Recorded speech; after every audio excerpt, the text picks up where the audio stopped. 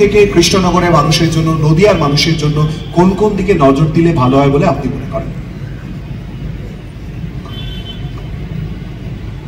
আমি প্রথমেই বলবো, অসহায়, নিপীড়িত, বঞ্চিত এবং শোষিত মানুষ, তাদের কথা প্রথমে ভাবতে হবে। অনেকে আমরা সব সময় যাদের অর্থ আছে, যাদের প্রতিপত্তি আছে, যারা অর্থের বলে নানানভাবে সামাজিক জায়গা দখল করে, কিন্তু আমাদের সকলের চিন্তা ভাবনা করার দরকার যে অসহায় মানুষকে কিভাবে আগামী দিন ডেভেলপ করে এবং তাদের উন্নয়নের কথা মাথায় রেখে তাদেরকে সামনের সারিতে আনতে হবে। তার জন্যে মঞ্চে অনেকে উপস্থিত আছেন, তাদের কাছেও আমার অনুরোধ রইবে, যারা নেতৃত্ব স্থানে আছেন, সকলে মিলে আগামী দিন যাতে একটা ভালো পরিবার, সুখী পরিবার তৈরি করা যায়, তার লক্ষ্যে কিছু ভালো ভালো স্কুল, যেমন একটি আগেই শুনছিলাম যে আমাদের নদিয়াতে আরও বেশি বেশি করে ইংলিশ মিডিয়াম স্কুল প্রয়োজন আছে, এবং সেই স্কুলের মাধ্যমে অসহায় বাচ্চারা অর্থের অভাবে যারা লেখাপড়া করতে পারে না তাদেরকে বেছে বেছে, এবং যারা স্কুলের কর্ণধর এই মুহূর্তে রয়েছেন তাদেরকেও বলবো আপনারা তাদের সাবসিডি দেবেন, প্রয়োজন হলেও আমাদেরও সহযোগিতা থাকবে। এবং আমরা সবসময় বলে থাকি, শিক্ষাই জাতির মেরুদণ্ড, শিক্ষাই জাতির ভবিষ্যৎ। তাই উন্নতি করতে হলে, নদিয়া এবং রাজ্যের উন্নয়ন বা দেশের উন্নয়ন করতে হলে শিক্ষাকে অগ্রাধিকার দিতে হবে। খুব গুরুত্বপূর্ণ। আমি একটুখানি আটকাচ্ছি, তবে কিন্তু লড়াই করছে, আমরা সবাই লড়াই করেছি। নদিয়ার মানুষও নিশ্চয়ই চাইবে বাংলা মিডিয়াম, ইংলিশ মিডিয়াম, সব মিডিয়ামটা। একটু আগে শিশির বাবু নিজেই আলোচনার প্রসঙ্গে টোটোর কথা বলেছেন। উনি অবশ্য দাবি করেছেন যে অনেকটাই সমস্যার সমাধান হয়ে গেছে।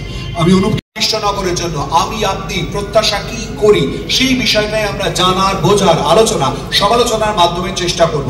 আমাদের সঙ্গে এই মুহূর্তে রয়েছেন অতিথিরা। আমাদের সঙ্গে রয়েছেন কাউন্সিলর এবং তৃণমূল কংগ্রেস নেতা শিশির কর্মকার। শিশির বাবুর স্বাগত জানাচ্ছি। বিজেপির তরফ থেকে উপস্থিত রয়েছেন শ্রী অর্জুন বিশ্বাস, নদিয়া উত্তরের সভাপতি। অর্জুন বাবু স্বাগত জানাচ্ছি। এছাড়াও রয়েছেন শ্রী অনুপ বিশ্বাস, সমাজকর্মী। অনুপ বাবু আপনাকে স্বাগত জানাচ্ছি। ডক্টর অমিতা রায় রয়েছেন, প্রিন্সিপাল জেএনএম মেডিকেল কলেজের তরফ থেকে। অমিতা দি আপনাকে স্বাগত জানাচ্ছি। রয়েছেন আমাদের সঙ্গে শ্রী মনসুর শেখ, সমাজকর্মী। মনসুর বাবু আপনাকে স্বাগত, এবং শ্রী কৃষ্ণ দাস রনিস ক্যাপিটালস এর তরফ থেকে রয়েছেন, আপনাকে স্বাগত জানাচ্ছি। প্রথমেই শিশির বাবু আপনার কাছে আসবো। প্রচুর প্রশ্ন রয়েছে, প্রচুর বক্তব্য রয়েছে, এক এক করে যদি ধরি। আমি প্রথমে আপনার কাছ থেকে তিনটে স্টেটমেন্ট চাইবো, অর্থাৎ তিনটে বিবৃতি। আপনি বলুন কৃষ্ণনগরে এই মুহূর্তে সব থেকে বড় সমস্যা, জ্বলন্ত সমস্যা কোনগুলো? তিনটি আপনি বলুন। কৃষ্ণনগরে সবচেয়ে বড় সমস্যা আমরা এখনো সমাধান করতে পারিনি, সেটা হচ্ছে এই যে গঙ্গার জলের যে প্রকল্প, বাড়ি বাড়ি যে জলের এটা দেওয়ার কথা ছিল, অর্থনৈতিক অমৃত প্রকল্পের থেকে যে টাকাটা আমরা পাই, রাজ্য সরকার পায় এর জন্য, তার যে টাকা আমরা পেয়েছিলাম অর্ধেকটা আমরা কৃষ্ণনগর শহরের 25টা ওয়ার্ডের মধ্যে অর্ধেকের বেশিটাই হয়েছে, কিন্তু বাদ বাকিটা করতে আমরা কোনো পারিনি। জলের সমস্যাটা খুব সমস্যা আছে। এটা এখানে রাজনৈতিক যারা মানুষ আছেন তাদের কাছে অনুরোধ করব, আপনারা সকলে যদি সকলে মিলে যার যার দলের কাছে লেখেন, তাহলে কৃষ্ণনগরের মানুষ, প্রত্যেকটা মানুষ যাদের বাড়িতে জল পায়, তার জন্য যে অর্থনৈতিক অনুমোদন করা দরকার, সেটা সাহায্য করলে আমরা চিরকৃতজ্ঞ থাকবো। অর্জুন বাবু। রাজনৈতিক দলমতের ঊর্ধ্বে উঠে তিনি বলছেন। আমি আসবো আপনার কাছে দলমতের ঊর্ধ্বে ওঠার আগে, আপনার কি মনে হয় বিজেপি নেতৃত্বের তরফ থেকে কৃষ্ণনগরে কোন কোন দিকে নজর দিলে এই মুহূর্তে খুব গুরুত্বপূর্ণ হয়? প্রথম তিনটে সব থেকে গুরুত্বপূর্ণ পয়েন্ট আপনার চোখে। কৃষ্ণনগরের সবচেয়ে গুরুত্বপূর্ণ যে বিষয়টা আমার চোখে লেগেছে সেটা হচ্ছে কৃষ্ণনগরকে বর্তমান পরিচালিত যেসব আমাদের এই পৌরসভার চেয়ারম্যান থেকে পূর্ব পৌরসভার যারা দায়িত্বে আছেন তারা এই কৃষ্ণনগর শহরটাকে ন্যারো ল্যান্ডে পরিণত করছে। যানজট সবসময় লেগেই থাকছে, মানুষ সঠিক টাইমে ট্রেন ধরতে পারে না, সঠিক টাইমে হসপিটালে পৌঁছাতে পারে না।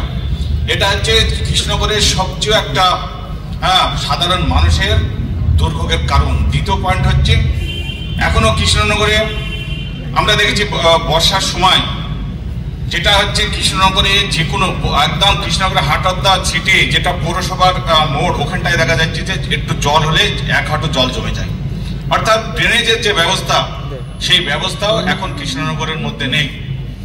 তা এই বিষয়গুলি আরেকটা বিষয় হচ্ছে সবচেয়ে কৃষ্ণনগরের সাধারণ মানুষ যেটা দীর্ঘদিনের আজকে যেটা দেখে এসছে সেটা হচ্ছে অঞ্জনা নদী এবং জলঙ্গি নদী পাশ দিয়ে কৃষ্ণনগরের যেটা ঐতিহ্যপূর্ণ যে সাক্ষী হিসাবে এখনো আছে সে অঞ্জনা নদীকে ক্ষেত্রে ম্যাডাম বললেন যে অবশ্যই করে যাতে নলেজ বাড়ে, যাতে সকলে চিন্তা ভাবে, স্বাস্থ্য ক্ষেত্রে শিক্ষা ক্ষেত্রে চিন্তা ভাবনা জায়গা কৃষ্ণনগরের নিরিখে কোথায় কোন কোন দিকে নজর দিলে ভালো হয়, কোনো মিডিয়াম নয় তার বাইরে। আমি বলবো যেহেতু দুই দলের প্রতিনিধি বসে আছেন তাদের কাছে আমি একজন নদিয়াবাসী হিসাবে আমার অনুরোধ রইবে আপনারা দুই দলের নেতৃত্বকেই পৌঁছান যাতে কৃষ্ণনগরবাসী তথা নদিয়াবাসী স্বাস্থ্য থেকে শিক্ষা থেকে এবং যাতে আগামী দিন আমার বিশেষ করে ধুবুলিয়া কৃষ্ণনগর 2 নম্বর ব্লক